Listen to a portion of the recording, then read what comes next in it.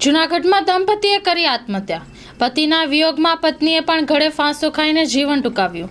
હાલમાં દિવસે ને દિવસે આત્મહત્યાના બનાવમાં વધારો થતો જાય છે, ત્યારે લોકો એક શરણના ક્રોધને જિંદગીનો અંત માનીને બેસે છે અને ઘણી વખત નાના નાના ઝઘડાઓના કારણે લોકો આત્મહત્યા કરી જિંદગીને અલવિદા કહી દે છે, પરંતુ આત્મહત્યા કોઈ પ્રશ્નોનું નિરાકરણ નથી. આત્મહત્યા એ પરિવાર પર આજીવન માટે લાગેલો એક દાગ બની જાય છે. Story report by Paresh Buddhbhatti, Junagadh. હું કેતન લાલજીભાઈ પરમાર, જૂનાગઢના રહેવાસી. આજે અમારા ઘર ઉપર જે આફત આવી છે એના વિશે હું તમને થોડું વર્ણન કરવા માંગુ છું. આજે અમારા ઘરે મારા મોટા ભાઈ 23 તારીખે સતીશ લાલજીભાઈ પરમાર બે માણાના સામાન્ય એવા ઝઘડાથી એને જરાય વિચાર કર્યા વગર પોતે સુસાઇડ કરીને પોતાનું જીવન ટૂંકાવી નાખ્યું છે.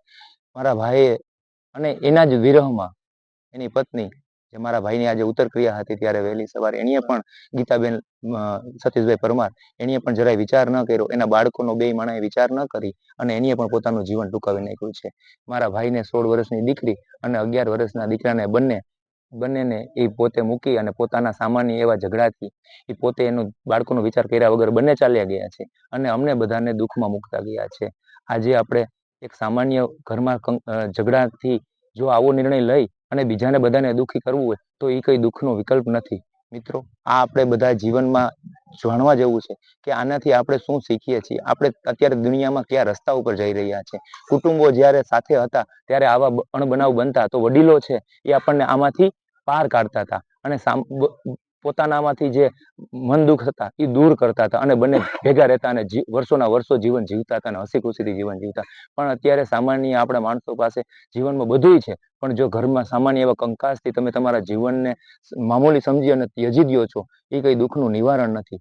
જીવનમાં તમારે મેળવવા માટે ઘણું બધું હતું. એના બાળકોનો એ વિચાર ન કરે, બાળકનું શું થશે, એના પોતાના ગયા પછી પાછા પરિવારનું શું થશે, એની જરાય વિચાર નથી કરતા. અત્યારના સમયમાં આપણે આપણા જીવનને કઈ રીતે જીવવું એ શીખડાવવું જોઈએ. જ્યારે આવા સામાન્ય ઘર કંકાસને લઈને પોતે એકબીજાના આવા નિર્ણયથી બીજાને તો દુઃખ દે જ છે અને પોતે આ દુઃખમાંથી નીકળીને દૂર ભાગે છે. સામાન્ય એવી બોલાચાલી છે એ દરેકના ઘરમાં થતું હોય, પણ એનું નિવારણ છે એ હસ્તે મોઢે સ્વીકારી લેવું જોઈએ. થોડું આપણે જાતું કરી અને જીવનમાં કઈ રીતે જીવન આગળ ભવિષ્ય બનાવવું, બાળકોનું ભવિષ્ય કેવું બનાવવું, એના ઉપર વિચાર કરવાને બદલે સામાન્ય કંકાસને મોટું રૌદ્ર સ્વરૂપ આપી દે છે. પાછળ પોતે તો બંને વયા જાય છે દુઃખમાંથી દૂર કરીને, પણ પાછળ એના બાળકોનું કંઈ જોતા નથી કે કુટુંબનું, સમાજનું કંઈ જોતા નથી કે હવે અમારે પાછળ કેટલું બધું એના પરિવારને સહન કરવું પડે કે પરિવારની વેદના કઈ રીતે એ વ્યક્ત કરે. આવા અણબનાવ કે આવા સામાન્ય બોલાચાલીના આવા મોટા સ્વરૂપ લઈ અને પોતાના જીવનને ટૂંકાવી નાખવું એ જીવનની સૌથી મોટી ભૂલ છે. બંનેની ભૂલ થઈ ગઈ હશે પણ પછતાવો તો હવે એ સાથે લઈ ગયા, એનું કારણ ભાઈ સાથે લઈ ગયા શું હતું શું નહીં. બે સામાન્ય બોલાચાલી કરી અને પોતાનું જીવન વીવી ગયું. આવું ક્યારેય કોઈ ન કરે ને કોઈ જીવનમાં કોઈ આવા પગલા ન ભરે એવી મારી વિનંતી છે. લોન પર ફોન 15 વર્ષ જૂનું ગુરુ મોબાઈલ એન્ડ ઇલેક્ટ્રોનિક્સ.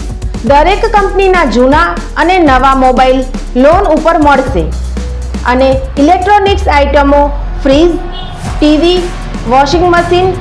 ગુરુ મોબાઈલ એન્ડ ઇલેક્ટ્રોનિક્સ, સંતોષી માતાના મંદિર પાસે અને અમારી અન્ય બ્રાન્ચ ગુરુ મોબાઈલ પોઈન્ટ, આભા હોટલ નીચે, પેટ્રોલ પંપ સામે, ભુજ. તો મેળવો લોન પે ફોન અને તમામ ઇલેક્ટ્રોનિક્સ એપ્લાયન્સીસ.